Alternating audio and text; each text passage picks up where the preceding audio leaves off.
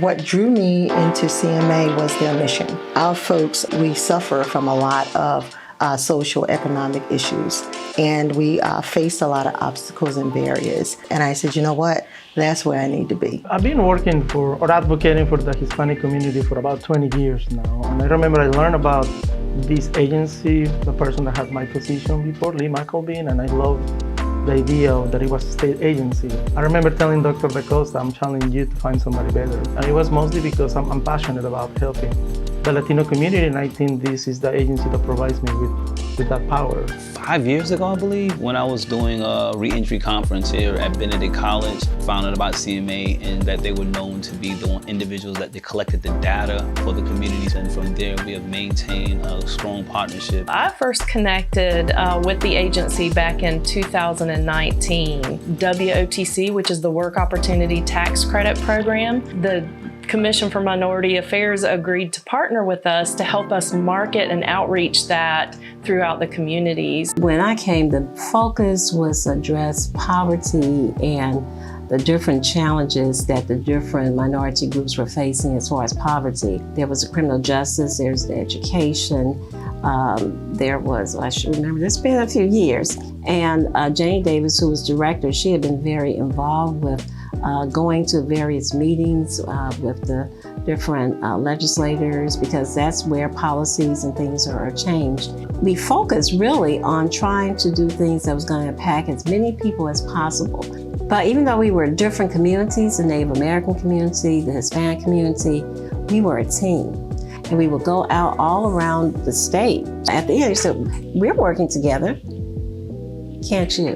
What makes us unique is that our mission is to specifically help minority communities. Because you will find other groups that are trying to do something with minorities. They might have an initiative, they might have a program to help disenfranchised communities, but that's our sole purpose. We were created to attend to these communities, and this is an organization that we're celebrating now 30 years. So everything started with helping the African American community in 1993, but it's also important to point out that in 2003, we added the 4 other divisions that we have right now, which is the Native American, Hispanic Latino, and Asian American and Pacific Islanders. So since 2003, we've been entrusted with helping these communities, and that's the beauty and the uniqueness of our organization, is that we are designed and created to help minority communities. I taught school entrepreneurship for 35 years.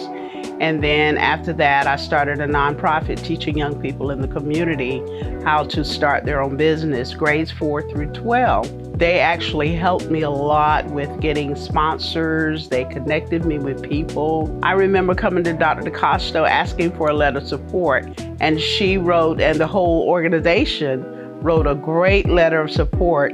And because of that letter of support, we were approved. We worked with CMA back in 2019 and gave information on second chance programs from the Department of Employment and Workforce, and CMA developed this wonderful resource for second chance folks to access. It has information to different agencies that can provide services and private providers that may address housing, transportation, and even for individuals that are returning home that they need help to figure out how to get their social security number. There's a resource information in there for that. As a formerly incarcerated person, someone who served 22 years and 5 months in the prison system, and realizing immediately that there were not anything that was there that can possibly assist a person in successfully navigating all of the different challenges of reentry. And that resource guide that CMA was able to put together now gives individuals some tools to help them navigate and find the resources, not only here in Columbia, South Carolina, but across the state of South Carolina.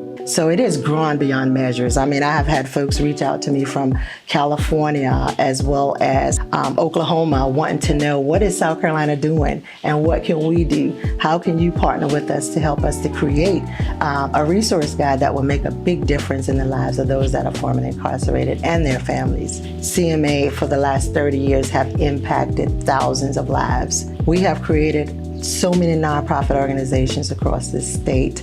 We are behind a lot of these great creations, free health clinics. CMA was instrumental in writing those grants, getting funding for a lot of these resources that are out into the rural communities or in our poor economically deprived communities. So I would say to community activists or community leaders, know CMA, get to know CMA, help us along this journey so that we can continue to help those that are less fortunate. Right now, it's important for the community and the state to support CMA because CMA kind of sits at the heart of a bunch of different trends that are highly associated with growing diversity. People that come to the United States, they have difficulties assimilating. People that are in the United States have difficulty accepting people that are different sometimes, and in the state of South Carolina, it has been more closed off. A litany of things that make CMA unique. First of all, the fact that it even exists as an agency makes it unique. There's only one other Commission for Minority Affairs in the entire United States. To have all these different racial and ethnic groups represented at the state level by a single agency, I think is extremely unique.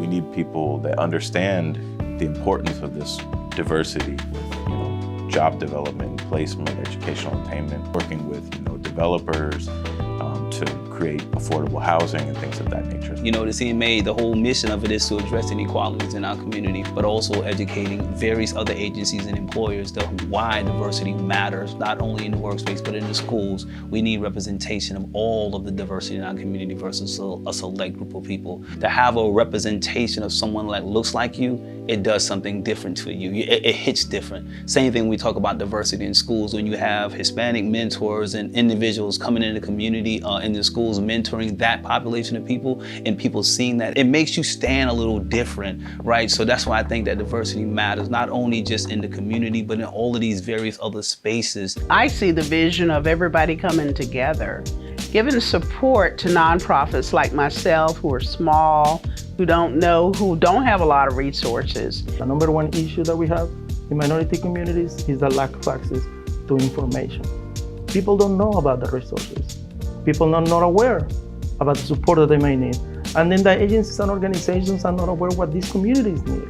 So just be able to get that information back and forth helps a lot. I'm a firm believer that, if you lift the people that are at the bottom, it's going to help everybody out, primarily because, we can address a lot of kind of what people consider social ills if we have better programs that address poverty and things of that nature. Minority communities are almost 40% of the community in this state.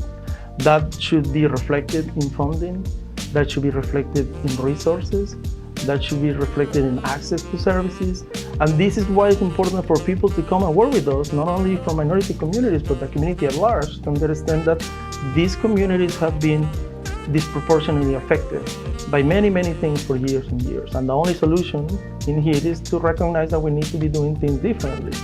That's what we propose as an agency. We are the experts in these communities. We have an advisory committee for each one of these communities. And these are the people that are going to tell you, hey, if you truly effectively want to reach out to this community, we can help you. And that's why we need people on the decision-making points to come and learn from us.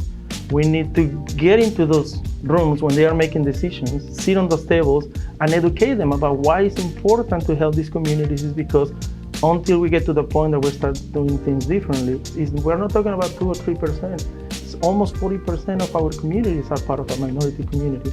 That's what was important.